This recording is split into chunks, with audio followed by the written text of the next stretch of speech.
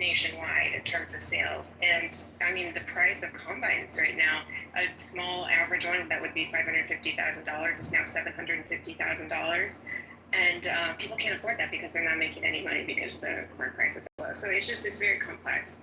And I just have to stand up when I think people are saying that people, the farmers are just taking extra profit because they're not care about farmers. But Brian, please.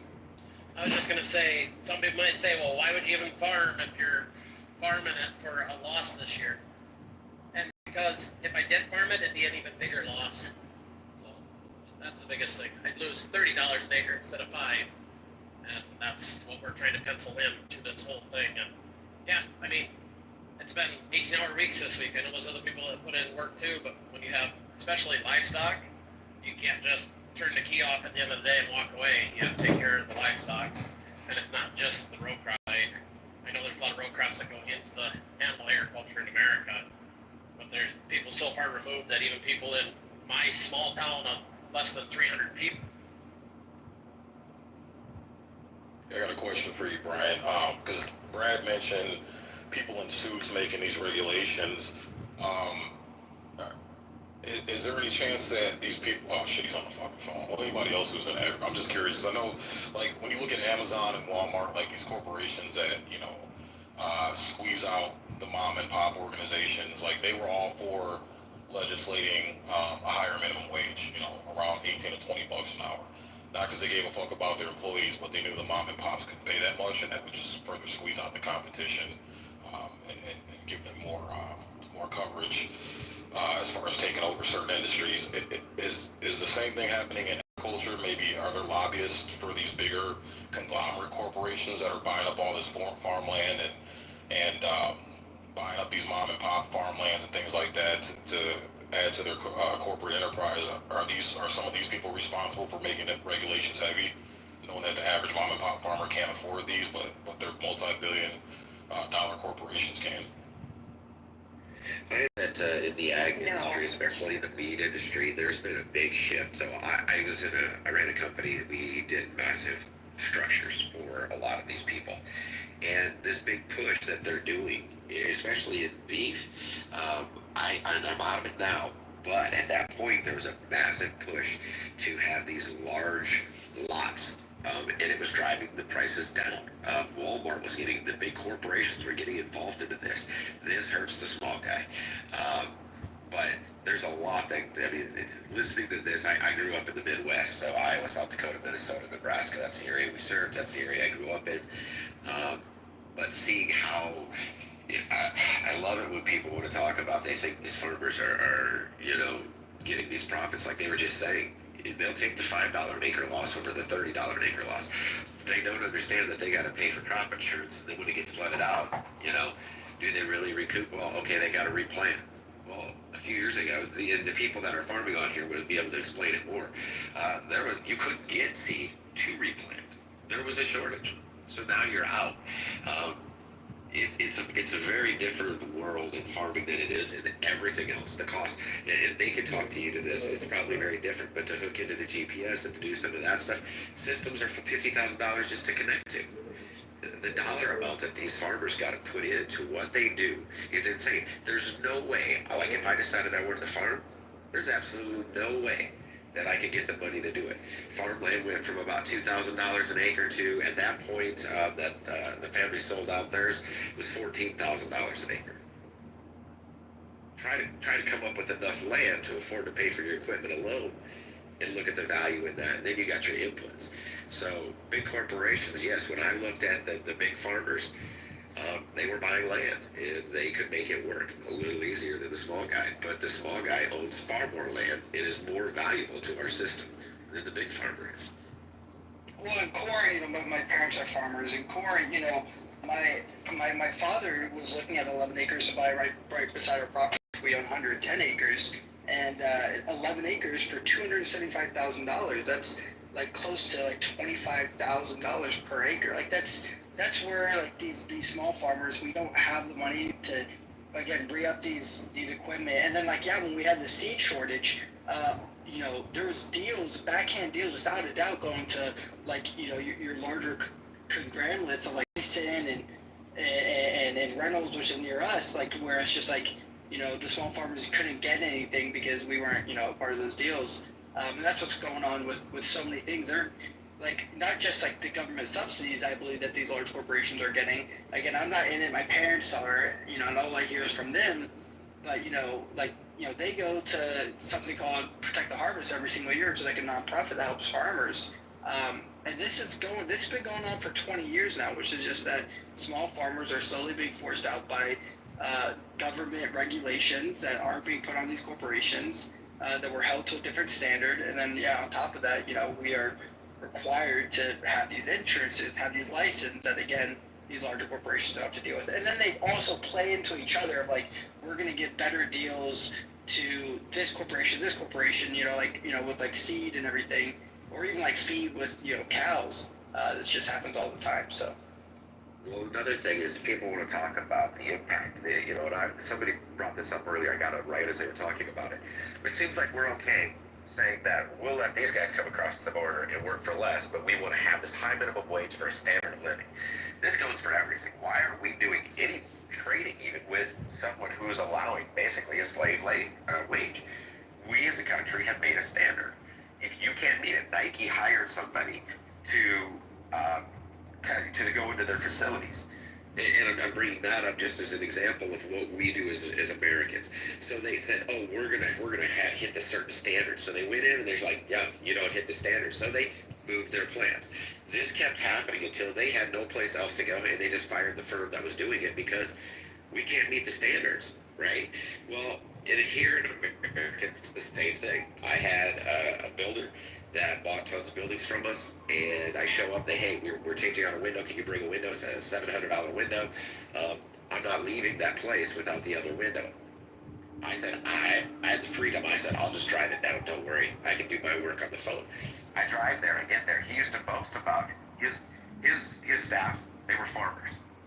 All his builders. Been with him, the shortest was 17 years.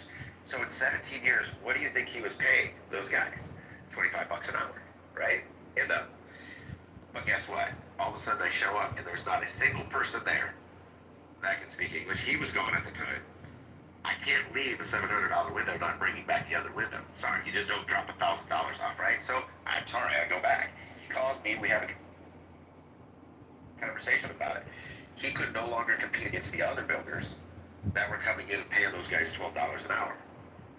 See, this is what happens, is people think they're just picking vegetables, okay? Yes, they're getting involved in the trades.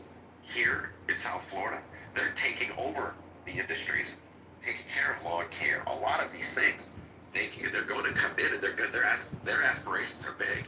But what we need to do is we got to make sure that we're doing the right thing, because you have to protect the system at play or it'll crash. If you ever get a chance, I don't remember the exact name of it, but if you just type in on YouTube, Gumball Refugee, World Bank data shows us how it works. We think we're doing something by helping people. Watch that video. It's not political. It is just on the numbers. And you'll see that by opening our borders, all you're doing is breaking our system and doing less to improve poverty.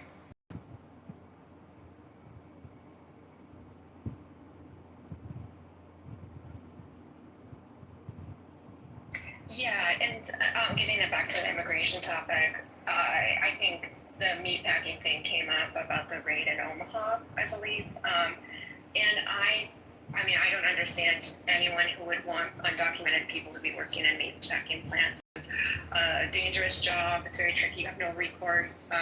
If you don't have documentation, there are big machines. There are slippery floors, and it's just. I like a lot what KK said, because once we fix this issue, then you can have, people who do want to come and. Funny thing about that Nebraska thing, a lot of these people say, we can solve the problem by going to the electronic checks. All of those people that they found had fake electronic documentation through the E-Verify. So that's what the meatpacking plant used, and they still were given bad documentation, and that's part of why the raid was handled or taken for the Nebraska's meatpacking facility.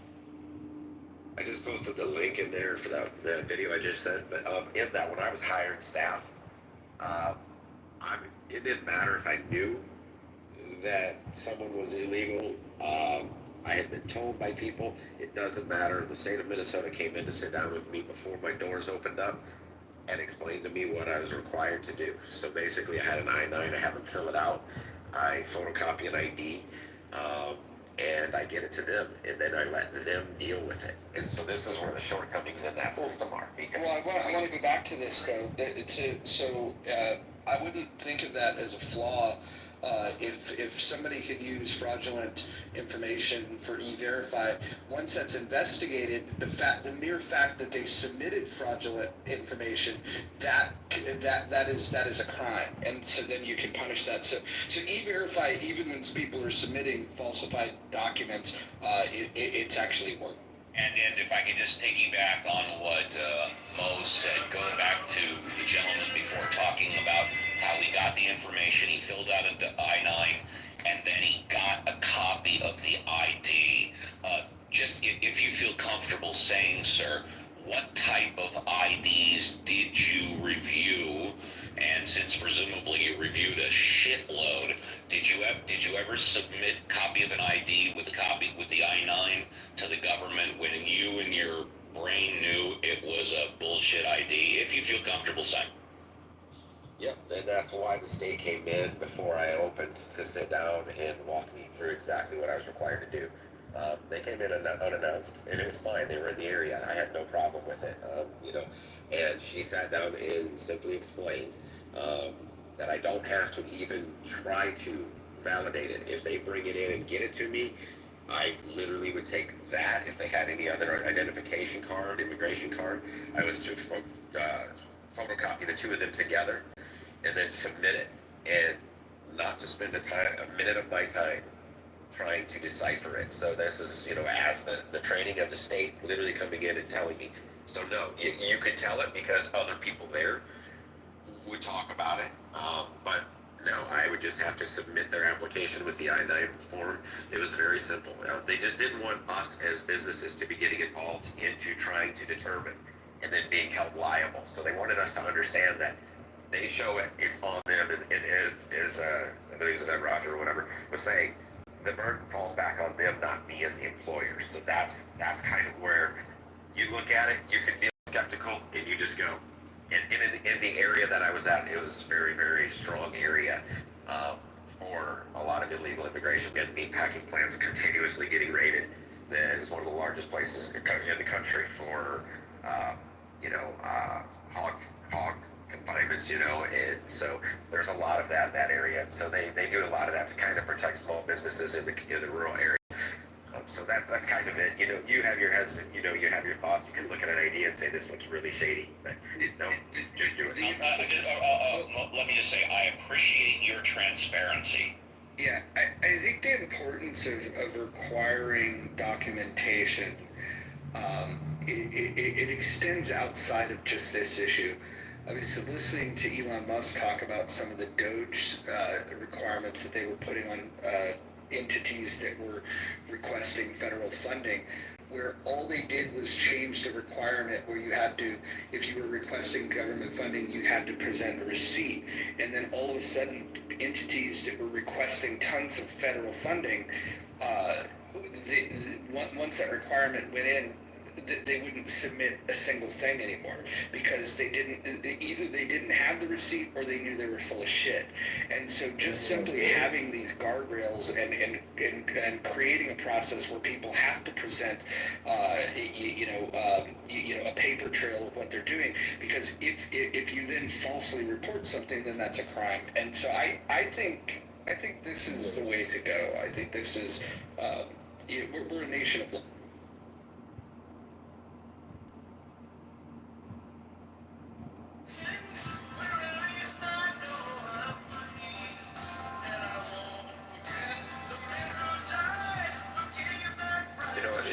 Just to touch on the topic, it's like, are we going too far, as a country? Well, we have to look back, and what's the root of the problem? Is we didn't do what we were supposed to, which is, like Roger said, uphold the law. And I'm sorry, any politician, any law enforcement officer that violates their duty to uphold the law, there should be no if, ands, or buts about it. They should be removed from their position because you're taking an oath. We are expecting our law enforcement officers, our politicians to be held to a higher standard. But if you look, they're held to a lower standard at every cost. Sexual harassment, taxpayer, they stay in their position because once they come to a settlement, the taxpayer pays for that. If it were you and I, we would lose our job, potentially go to jail, get sued, right? This doesn't happen to them. Everybody's above the law. And the fact is that we had an administration that did not, I don't want to even get political, but we just look at the numbers, did zero to uphold that border. Trump wasn't even in office that morning. They said that the border encounters were damn near zero because they just knew what was coming. So when people understood they're upholding the law now, it stopped. So we can talk about the cost of it, is it right, all this stuff, but we need to start holding people accountable for failures that lead to these problems. I mean, they're saying that we've got over 1,000 people from Iran here that they're concerned about. During the Biden administration, Department of Homeland Security raised the terror threat to the highest level ever for us here at home, domestically. That was them. That's not Trump's Department of Homeland Security that did it. That was Biden's. So we know what's here, and it's only here because we didn't do our job. And now we're doing the job, and everybody wants to say, that's going too far. I disagree. Like Roger just said, we're a nation of laws. Guess what? Uphold the law. We're all accountable for that. They don't get to choose in your neighborhood. Well, we're not going to go ahead. We're not going to write up anybody for selling drugs anymore just because everybody's doing it. No, they still arrest people for it. You can't let some people break the law about it and then others, get away with it.